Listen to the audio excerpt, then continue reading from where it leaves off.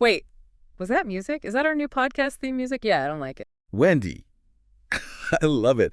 Hit it.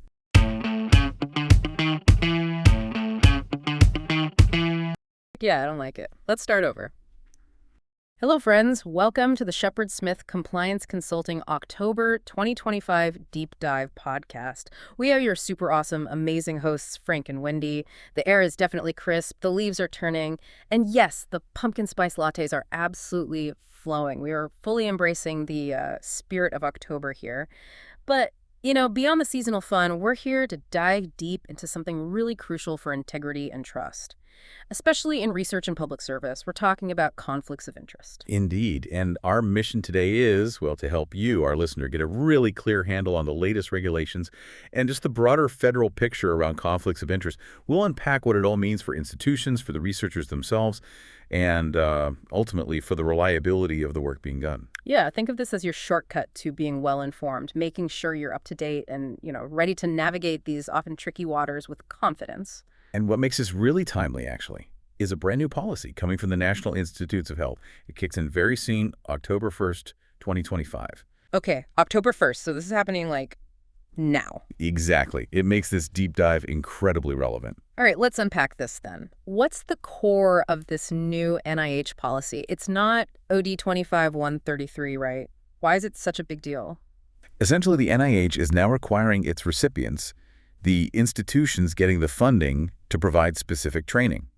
And this training is for all faculty and researchers identified as senior key personnel. Okay, senior key personnel. Who exactly does that cover? That's usually your project director, the principal investigator, and anyone else really responsible for the design, the conduct, or the reporting of the research, the key players. Got it. And the training is specifically on the requirements for other support disclosure. Yes. And this isn't just a suggestion, it's a mandatory training piece. So it's really about making sure everyone truly understands what they need to disclose. No more guesswork. Precisely. It hammers home their responsibility to disclose all their research activities and affiliations, both the active ones and the ones that are pending. And crucially, this means all resources made available to that researcher. It doesn't matter if it has monetary value or not. Wow, even if it doesn't have a dollar value attached. Correct. And it doesn't matter if those resources are based at the institution they're identifying for the current grant. It's a really comprehensive approach to transparency. So other support disclosure means reporting basically everything that supports their research, financial or in-kind resources. Exactly that. All of it. That's a huge emphasis on training then. And it adds to existing NIH rules like Section 2.5.1, the just-in-time procedures. It does. And NIH is providing help too. They've got updated BioSketch and other support FAQs, and even an online research security training they developed with NSF, DOE, and DoD. So they're serious about getting this right. Very serious. Okay, with that NIH update setting the stage, let's zoom out a bit. What exactly counts as a conflict of interest? It feels like the definition could be pretty broad. That's a really important question. How do we define these boundaries clearly? We've got a couple of key sources here. It helps to start with the broader federal context before we narrow it down to research specifically. Sure. So for federal employees, the basic criminal conflict of interest law is 18 U.S.C. Section 208, and there are regulations that go with it, like 5 CFR Section 2635.402. These basically say you can't take official action on something where you or someone whose interests are sort of tied to yours, imputed to you, have a financial stake. Imputed interests. That sounds significant. What kinds of relationships fall under that? It's pretty broad. It includes your spouse, your minor kids, a general business partner, Okay. an organization where you're an officer, director, trustee, or employee, even someone you're negotiating with for a future job. The whole point is maintaining the appearance of impartiality, not just actual impartiality. Right. Avoiding even the look of a conflict. And beyond just financial interests, the standards of conduct also mention covered relationships. What are those? Good point. A covered relationship adds another layer. This could be someone you do business with, beyond just routine stuff, or a household member, a relative you have a close personal relationship with. It could also be someone where your spouse or child is serving as an officer, or maybe an organization where you're an active participant. The U.S. Office of Government Ethics, OGE, they have a lot of guidance on identifying these. It covers employment, investments, debts, Lots of areas. Okay, this is where it gets really interesting for a lot of our listeners. How does all this apply specifically to research funded by the Public Health Service, the PHS, which includes NIH, right? Exactly. For PHS-funded research, the key regulation is 42 CFR Part 50 Subpart F. And its purpose, stated right in Section 50.601, is all about promoting objectivity, making sure the research, how it's designed, conducted, and reported, is free from bias that could come from an investigator financial conflict of interest, or FCOI. And who counts as an investigator here? Is it just the main person in charge? No, it's defined quite broadly in Section 50.603. It's the project director or principal investigator, the PDPI, Right. and anyone else who's responsible for the design, conduct, or reporting of that PHS-funded research. So it could be collaborators, consultants even. Yes, potentially, if they have that responsibility for the research, regardless of their official title. Okay, now let's get into the nitty-gritty. Significant financial interest, or SFI.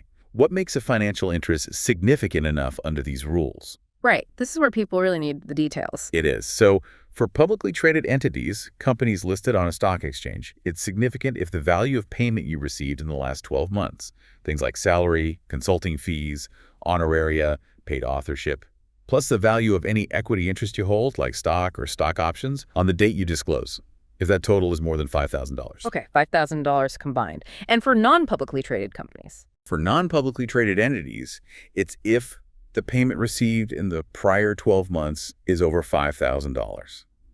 Or if the investigator or their spouse or dependent kids holds any equity interest at all. Any amount. Any equity interest. Wow, okay. Yes.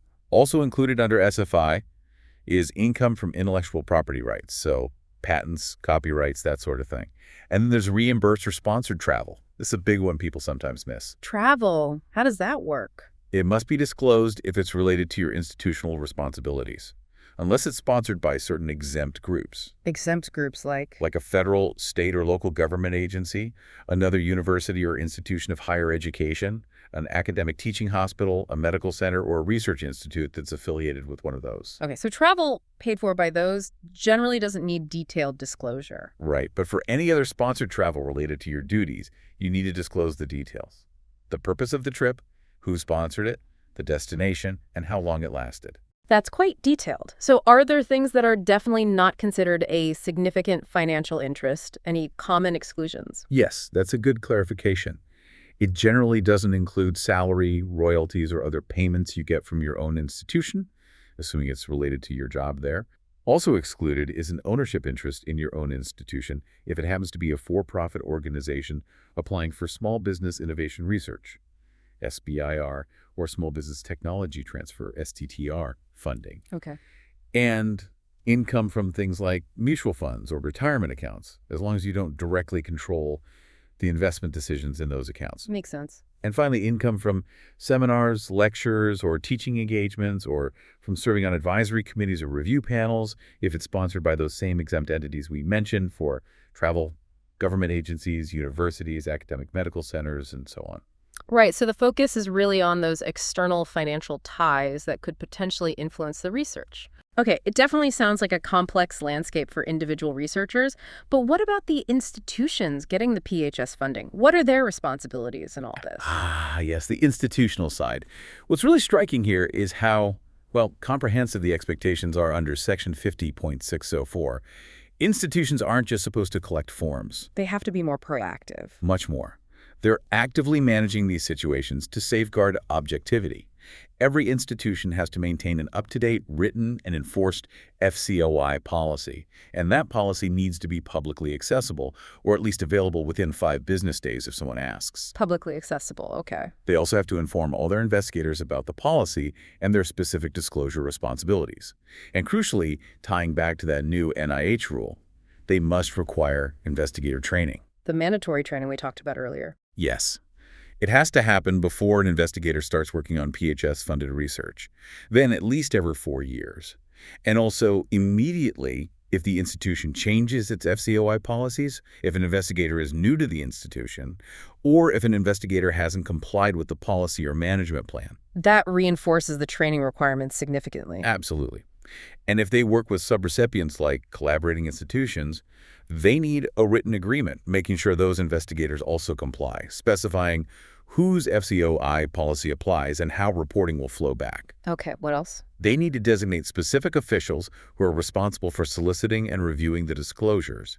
And they have to require investigators to submit updated SFI disclosures annually and also within 30 days of discovering or acquiring a new SFI. 30 days? That's a pretty quick turnaround for reporting a new interest. It is. Things can change fast, and the rules reflect that. So let's say an investigator discloses a significant financial interest. What happens then? Does it automatically mean there's a conflict? Not necessarily. It triggers a review process.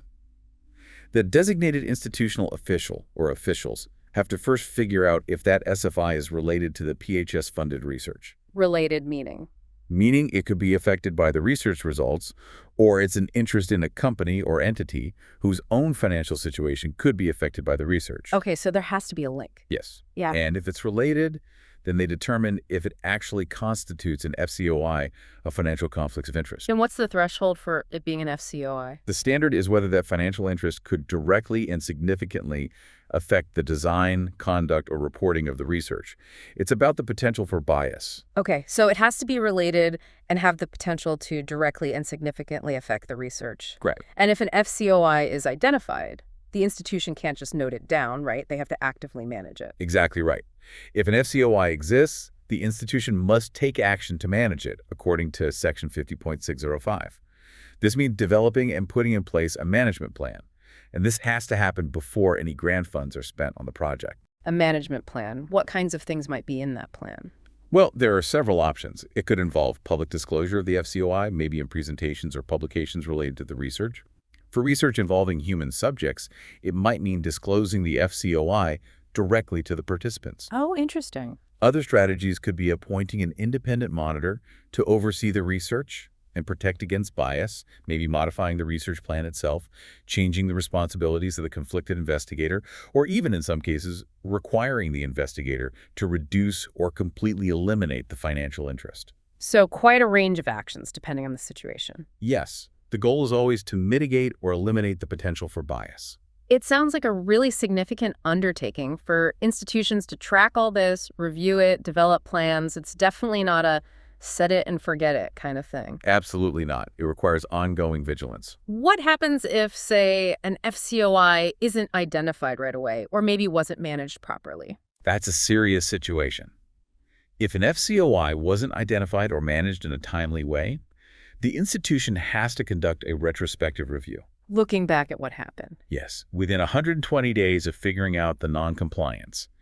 They have to determine if any of the PHS-funded research conducted during that period was potentially biased in its design, conduct, or reporting. And if they find bias. If bias is found, they have to notify the PHS awarding component, the part of NIH or PHS that gave the grant promptly.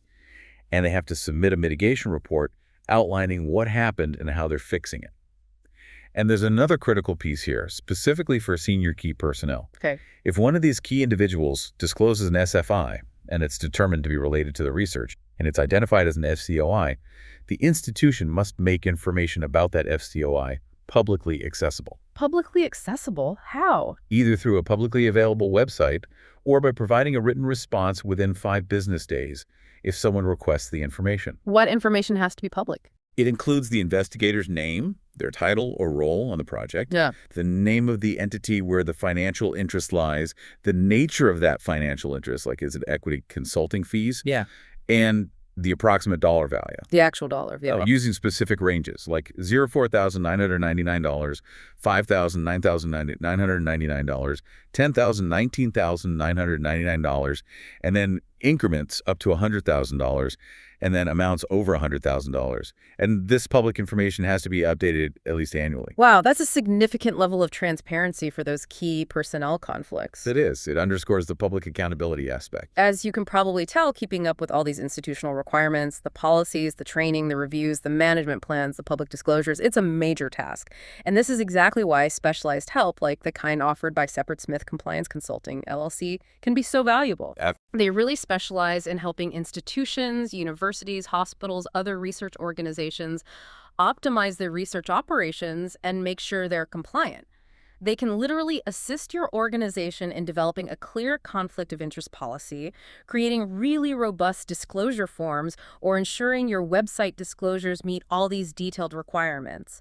They have, what, over 20 years of experience in this exact area? That's right, deep expertise. So definitely a resource to consider if your organization is feeling overwhelmed by all this. If we sort of pull back and look at the bigger picture again, all these rules, all these regulations, they're fundamentally about protecting the integrity of the research itself and, just as importantly, maintaining public trust. The stakes, if these conflicts aren't managed correctly, are actually quite high. Section 70.606 deals with remedies. Okay, so what happens if an investigator just doesn't comply, or if an institution drops the ball and fails to manage an FCOI properly? What are the real consequences? Well, if it looks like noncompliance has actually biased the design, conduct, or reporting of the PHS-funded research, the institution has to tell the PHS awarding component right away. And then PHS can step in, they can take various actions. It might be requiring specific corrective measures by the institution or imposing special conditions on the grant award. In serious cases, they could even suspend the funding entirely. Wow, suspending funding, that's huge. It is. And HHS or PHS, the overseeing agencies, can inquire about an investigator's disclosures or the institution's reviews at any time. They have the authority to step in and determine if an FCOI is biasing the research and if more action is needed. And, for clinical research, the stakes feel even higher because it can directly impact public health. Right, research involving patients or a new treatment. Exactly. If a PHS-funded clinical research project, one that's evaluating the safety or effectiveness of a drug, a medical device, or some treatment, if that project was designed, conducted, or reported by an investigator with an unmanaged FCOI, then that investigator must disclose the FCOI in every public presentation of the research results. Every single one. Every one. And even more significantly, they have to request an addendum to any previously published presentations to include the FCOI disclosure. Asking for an addendum to already published work. That's a major repercussion. That really hits at scientific credibility. It absolutely does. It just underscores how critical it is to get this right from the very beginning. It's not just about ticking compliance boxes. It's about the fundamental credibility and safety of the research in public health. So, wrapping this all up, what does this mean for you, our listener? Well, whether you're an investigator actually filling out those disclosure forms, or maybe an administrator trying to build solid policies, or even just someone who relies on sound, objective research, and that's pretty much all of us, right? Understanding these conflict of interest rules is just paramount. It's about maintaining trust, maintaining integrity. It's really about protecting the scientific process itself and the public that it serves. Well said. And remember, staying on top of these complex, evolving regulations can definitely feel like a lot. That's why organizations like Shepard-Smith Compliance Consulting, LLC exist. They are there to help. They can assist your organization in developing that clear conflict of interest policy, creating those robust disclosure forms, or making sure your website disclosures are exactly what they need to be. They're really standing by, ready to help transform your research enterprise and strengthen compliance. Definitely worth reaching out. Okay, as we wrap up this deep dive, don't forget we're in October. There's some fun stuff coming up. World Space Week actually kicks off on October 4th. Always a good time to think about new frontiers of knowledge. I see. Then show some appreciation on October 16th because it's Boss's Day. Maybe bring in some non-pumpkin spice treats for a change. Or maybe pumpkin spice, depending on the boss. Good point. And on October 26th, history and music buffs, it's the 340th birthday of the Italian Baroque composer Domenico Scarlatti. Maybe a good day for some harpsichord sonatas while you review those FCOI policies. An interesting pairing. And of course, October 31st brings us Halloween. Stay safe out there, have fun, and maybe, just maybe, enjoy one last pumpkin spice latte for the season. Before we sign off, maybe just one final thought for you to ponder. We've talked a lot about objectivity in research and financial conflicts. But considering how critical objectivity is, what other areas of our lives, beyond the financial, might benefit from a more rigorous look at potential conflicts of interest? How can we all maybe foster a bit more transparency in our day-to-day interactions? Oh, that's a great question to leave everyone with. Food for thought. Thank you so much for joining us for this deep dive. We really hope you found it both insightful and maybe even a little engaging. Until next time, keep digging, keep learning, and keep being well informed.